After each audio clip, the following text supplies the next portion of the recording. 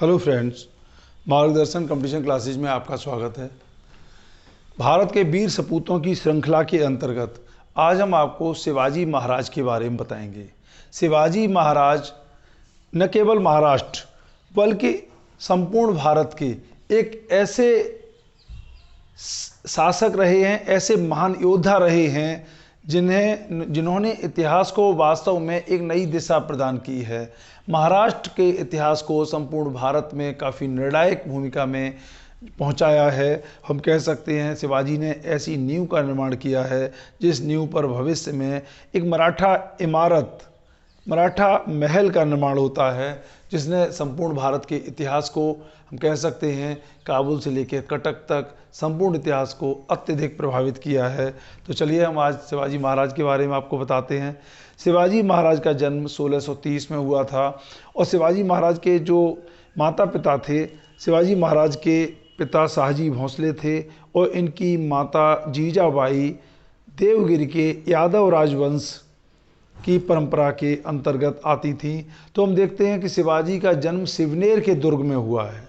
सिवनेर के दुर्ग में जब शिवाजी का जन्म होता है, उसके बाद शिवाजी का 9 वर्षों का जीवन सुरक्षात्मक कारणों से एक भटकाव का जीवन रहा है, एक घुमक्कड़ का जीवन रहा है। लगातार शिवाजी को कई किलों में, सिवनेर, बैजापुर, शिवपुर और शिवपहन के किलों में, इस तरह से इन्हें लगातार इधर उधर शिफ्ट होना पड़ता है। इसके बाद हम देखते हैं कि शिवाजी महाराज को उनके पिता शाहजी ने माता जीजाबाई के साथ में पुणे की पैतृक जागीर में पहुंचा दिया। पुणे की पैतृक जागीर का दायित्व तो शिवाजी को दे दिया गया और शिवाजी के जो संरक्षक थे दादाजी कौंडदेव, उन्हें शिवाजी के एक तरीके से गार्जियन के रूप में भेजा जाता है। हम देखते हैं शिवाजी की, अगर हम शिक्षा की बात करें तो शिवाजी की सबसे पहली शिक्षक शिवाजी की माता जीजाबाई थी। शिवाजी के जीवन पर, शिवाजी के चरित्र पर, शिवाजी के स्वभाव पर, संपूर्ण जीवन पर शिवाजी की माता का अत्यधिक प्रभाव था। शिवाजी की माता जीजाबाई ने शिवाजी को बचपन से ही रामायण की, महाभारत की, भागवत पुराण की वीर गाथाओं को सुनाकर शिवाजी को इतना पराक्रमी, इतना शौर्यपूर्ण बना दिया था कि शिवाजी फिर जीवन में, अपने संपूर्ण जीवन में कभी किसी से भयभीत नहीं हुए। और शिवाजी पर इन महाभारत के योद्धाओं का, रामायण के योद्धाओं का इतना अत्यधिक प्रभाव था कि शिवाजी के चरित्र में, शिवाजी के स्वभाव में ये निश्चित रूप से परिलक्षित होता है। तो हम देखते हैं और शिवाजी के जो शिक्षक, दूसरे शिक्षक जो हम कह सकते हैं, वो दादाजी कौंडदेव थे, जो शाहजी भोंसले के मित्र भी थे। उन्होंने शिवाजी को अपने प्रभाव में शिवाजी के कुल के अनुसार और उसके उस समय के अनुसार शिवाजी को अत्यधिक सैन्य शिक्षा प्रदान की है। चाहे घुड़सवारी हो, तलवारबाजी या जो भी हैं, ये सारी सैनिक शिक्षाएं शिवाजी को प्रदान की गई हैं और इससे शिवाजी एक महाराष्ट्र के एक प्रथम योद्धा बनकर उभरते हैं। तो हम देखते हैं इन सारी चीज़ों से क्या होता है। शिवाजी जब किशोरावस्था में ही होते हैं तो शिवाजी पुणे के आसपास के किलों में को जीतने का अभियान चलाते हैं और उनमें तमाम छोटे किले होते हैं। प्रमुख किलों को हम कह सकते हैं तोरण, राजगढ़, चाकन, कोंडना, पुरंदर, इन सारे किलों को शिवाजी जीत लेते हैं, विजित कर लेते हैं, अपने राज्य में शामिल कर लेते हैं। इससे स्वाभाविक है कि आसपास के अहमदनगर और बीजापुर राज्य को इससे परेशानी होने लगती है। बीजापुर इन पर लगाम लगाने का प्रयास करता है, अंकुश लगाने का प्रयास करता है। उससे पहले शिवाजी क्या करते हैं, 1656 में शिवाजी जावली की विजय प्राप्त करते हैं। जावली क्षेत्र की विजय प्राप्त करके क्या होता है, शिवाजी को एक ऐसा मावल क्षेत्र प्राप्त हो जाता है। उस मावल क्षेत्र के कारण शिवाजी को एक मावल क्षेत्र के मावली योद्धा अपनी सेना के लिए प्राप्त होते हैं।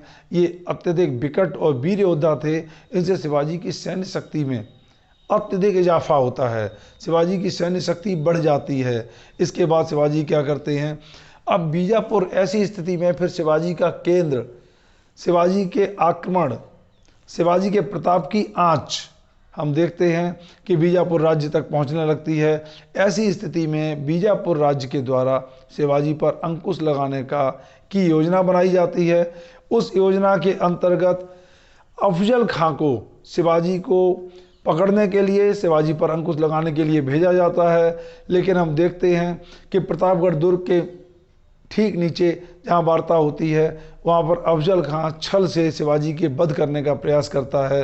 लेकिन शिवाजी अत्यधिक चतुरता से, अत्यधिक पराक्रम के साथ अपने बगनखे से अफजल खां का वध कर देते हैं और इस प्रकार से बीजापुर शिवाजी पर अंकुश नहीं लगा पाता है। शिवाजी का ये विजय अभियान अनवरत जारी रहता है।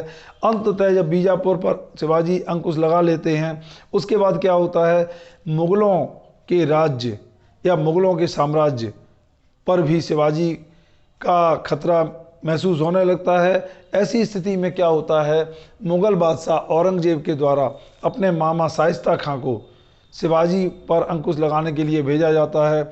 लेकिन शिवाजी क्या करते हैं, शाइस्ता खां के द्वारा अनवरत 3 वर्ष तक 1660 से 1663 तक शिवाजी के अधिकांश किलों को जीत लिया जाता है, अधिकांश राज्य को जीत लिया जाता है। लेकिन ऐसी स्थिति में भी शिवाजी अपने धैर्य और पराक्रम का परिचय देते हैं। शिवाजी एक कमांडो कार्रवाई करते हैं। कमांडो एक्शन के अंतर्गत शाइस्ता खां पर डायरेक्ट एक्शन लिया जाता है और उसके अंतर्गत शिवाजी चुने हुए 400 योद्धाओं के साथ शाइस्ता खां पर आक्रमण कर देते हैं।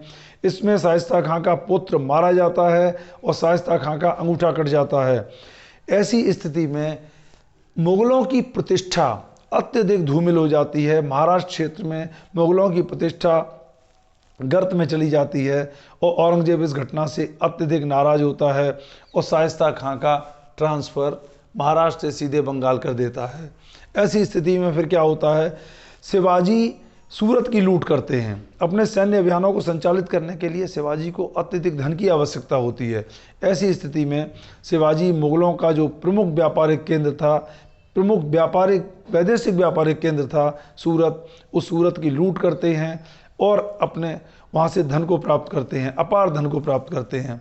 उसके बाद फिर क्या होता है, औरंगजेब के द्वारा जयपुर के कछवा राजा मिर्जा राजा जयसिंह को भेजा जाता है और मिर्जा राजा जयसिंह क्या करते हैं, इतना दबाव शिवाजी के ऊपर बना देते हैं कि शिवाजी के अधिकांश किले मिर्जा राजा जयसिंह के हाथ में आ जाते हैं।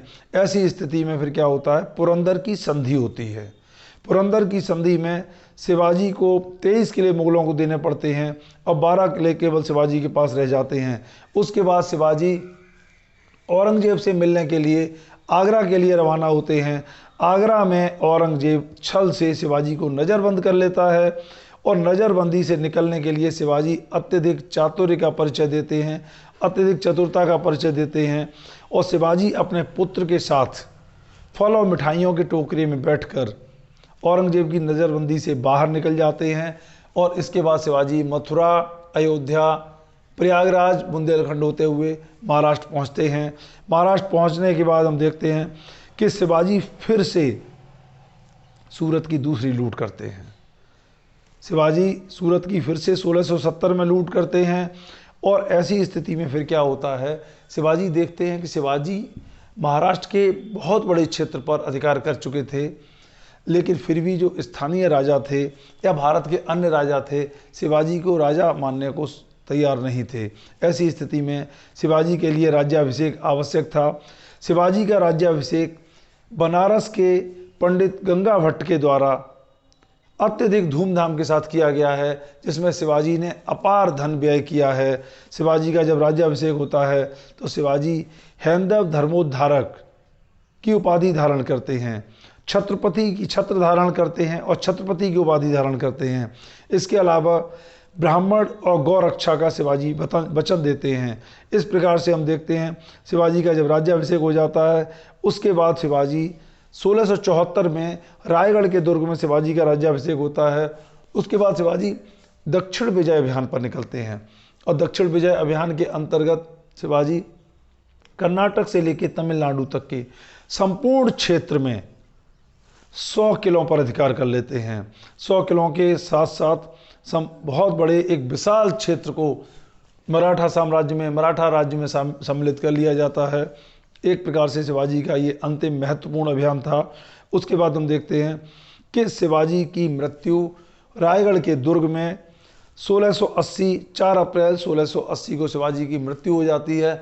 लेकिन शिवाजी के द्वारा जिस राज्य की नींव रखी जाती है, शिवाजी ने वास्तव में मराठों को जो बिखरी हुई शक्ति थी एक बड़ी एक शक्ति के रूप में विकसित किया, एक शक्ति के रूप में संचित किया, ऐसी शक्ति के रूप में संचित किया जिसका निरंतर विकास होता रहा, जो निरंतर पुष्पित और पल्लवित होती रही। हम देखते हैं कि शिवाजी के बाद फिर मराठा नेतृत्व संभाजी के हाथ में आता है। शिवाजी के 2 पुत्र थे, संभाजी और राजाराम। तो शिवाजी की मृत्यु के बाद संभाजी शासक बनते हैं। महाराज संभाजी के बाद फिर राजाराम शासक बनते हैं। राजाराम के बाद मराठों का नेतृत्व ताराबाई के हाथ में आता है। हम देखते हैं इस तरह से मराठा शक्ति या मराठा राज्य को 2 चरणों में बताया जा सकता है। एक चरण शिवाजी से लेकर ताराबाई तक होता है और दूसरा चरण जिसका नेतृत्व मराठा पेशवा करते हैं। पेशवाओं के नेतृत्व में मराठा शक्ति अपने चरम को प्राप्त करती है, चरमोत्कर्ष पर पहुंचती है और भारत की एक ऐसी विशाल शक्ति का निर्माण करते हैं जिसने मुगलों की जड़ों को हिला दिया, मुगल साम्राज्य को लगभग समाप्त कर दिया। और जब भारत में अंग्रेज़ों का आगमन हुआ है तो अंग्रेज़ों को मुगलों से अधिक चुनौती बड़ी मराठों की खड़ी हुई थी। और ऐसी स्थिति में हम देखते हैं मराठों की आपसी फूट और आपसी विद्वेष, आपसी महत्वाकांक्षाओं के कारण ही भारत पर अंग्रेज अपना अधिकार करने में सफल होते हैं। इन सारी बातों के बारे में हम भविष्य में और तमाम वीडियोस में बताएंगे। शिवाजी महाराज की सैन्य विजयों के बारे में, शिवाजी महाराज के बाद संभाजी के बारे में, और इस तरीके से ये मराठा इतिहास की श्रृंखला के अंतर्गत आने वाले समय में आपको कई वीडियोस देखने को मिलेंगे। आप मेरे इस मार्गदर्शन कंपटीशन क्लासेस चैनल को सब्सक्राइब करें और मेरे वीडियोस को लाइक और शेयर करें, जिससे आपको आने वाले समय में और भी वीडियोज प्राप्त हो सकें और आपको अधिकाधिक लाभ प्राप्त हो सके। तब तक के लिए धन्यवाद।